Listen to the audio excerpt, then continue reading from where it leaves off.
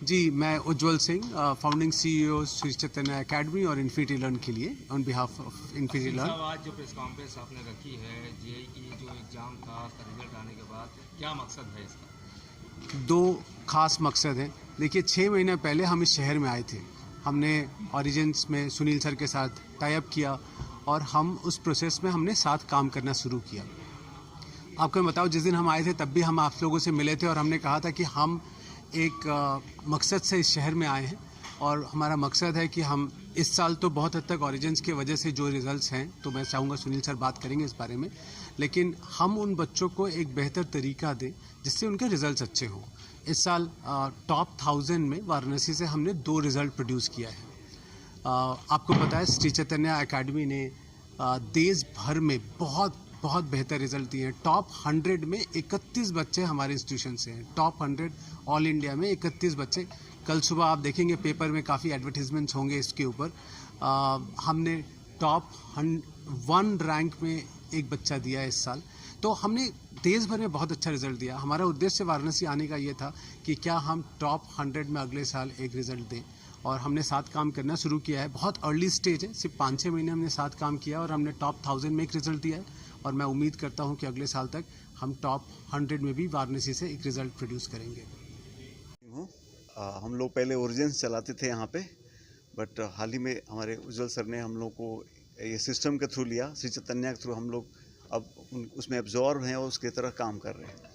Main मकसद जो sir ने बताया वही है।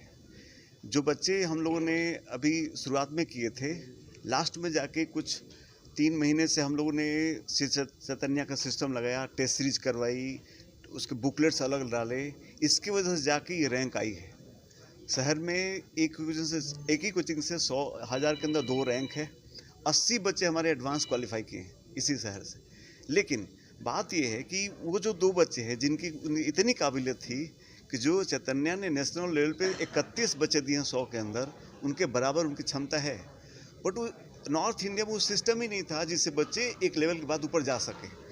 इसी के लिए ही हम लोगों ने श्री चैतन्य के साथ ये चीज़ बड़ा काम किया हम लोगों ने।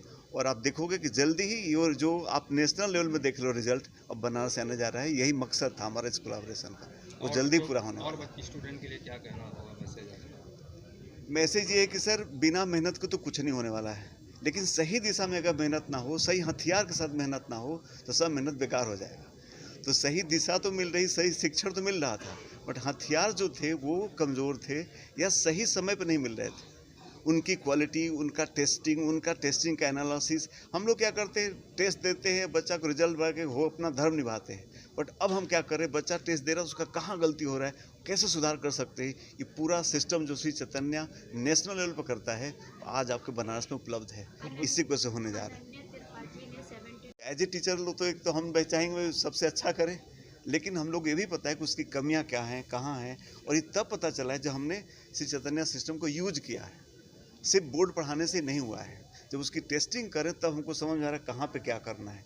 उस पर हम लोग अब लगातार काम कर रहे हैं, और फिर आप देखिएगा एडवांस में वही 2-3 बच्चे आपको अंडर 1000 हम अभी बोल रहे बच्चे आएंगे। मैं इतनी तैयारी करा रहे हैं हम लोग, तो ये भी आपको मिलने वाला है।